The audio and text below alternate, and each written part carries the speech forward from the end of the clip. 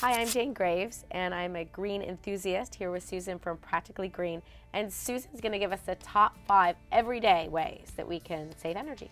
Right, because I think a lot of people find it hard to think about saving energy if they don't feel like they can change their car or get solar or all the big things. And what people don't realize is there's some really easy everyday ways, things you could do today to save serious amounts of energy in your home and in your life. And one of the first is people don't realize how impactful meat and eating meat is. And this is also one that can save a family a decent amount of money. So just by switching out one dinner a week over to vegetarian from meat, not only is like driving a hybrid in terms of the energy impact, but it can save a family of 4 up to $2,800 a year. Okay, so number 2, get to know your thermostat. Yes, so the thermostat is something that in many homes, you just can turn it manually, and that's all you can do. And if that's the situation you're in, you should upgrade to a programmable thermostat, because a programmable thermostat you can put on the wall, and now you have to learn to use it, but if you set your settings to 67 or below in the winter, 78 or higher in warmer climates, you can save 30% of the energy that's associated with your home heating and cooling expenses by making those changes versus a sort of standard setting of 72 degrees. So it's really impactful and something you can do. And also, if you leave the house during the day and at night you turn it down, that can also add to your overall energy savings. Wow. Okay, and then number 3, you were saying light bulbs, the CFLs. Yes, people don't realize how much energy you can save by switching over to a CFL light bulb, which looks like this. They sort of have that spiral. There are other kinds that don't have the spiral, or the spirals inside, that you can use for specialty fixtures as well. These save 80% of energy versus an incandescent. And in a normal home, 11% of household energy goes towards lighting. And so making that change can also be very impactful on your overall energy footprint.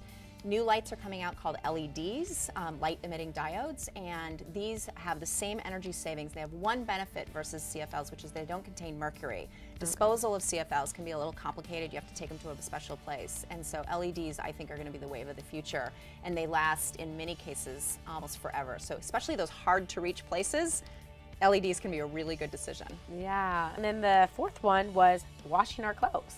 So people do not realize how much that washing machine affects their energy bill, and washing from hot to warm is a first step that you just should really take, but going from warm to cold is also a big additional savings for a family. And one of the other things people don't think about in terms of appliances is turning off the heat dry feature on your dishwasher and just letting the air dry naturally. And those 2 changes, washing in cold water and turning off heat dry, can also take a significant bite out of your home energy bill. Yeah, I thought that was really useful. I never even thought of that one. And if you don't have Energy Star appliances and you're in the process of upgrading, be sure and look for those top performing Energy Star choices. There's a website called Top 10 USA that will tell you what are the 10 most efficient appliances in different categories, because Energy Star certification is a first step, but there's a wide range within Energy Star certified appliances. Right, yeah. Okay, and then lastly is our water heater. So the water heater is something that I know I had to get familiar with and sort of looked and said, what? How do you turn down the temperature on this thing? But it turns out there's a valve at the bottom, and if you look, you can turn it from what often people have it up at 140, 150, 160, even up to 180. Oh gosh. If you turn that down to 120, you really don't notice it, because who's going to put 120-degree water on themselves? And it doesn't affect sterilization or cleanliness or anything. It can save significantly on your energy bill.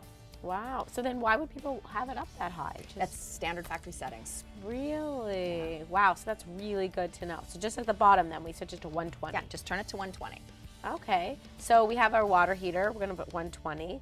We're going to wash our clothes in cold water, and then we're going to reduce the amount of meat that we eat, and then switch our light bulbs out. Yes, then those are the top 5 things you can do easy and today to save energy in your home. Wow. Really easy.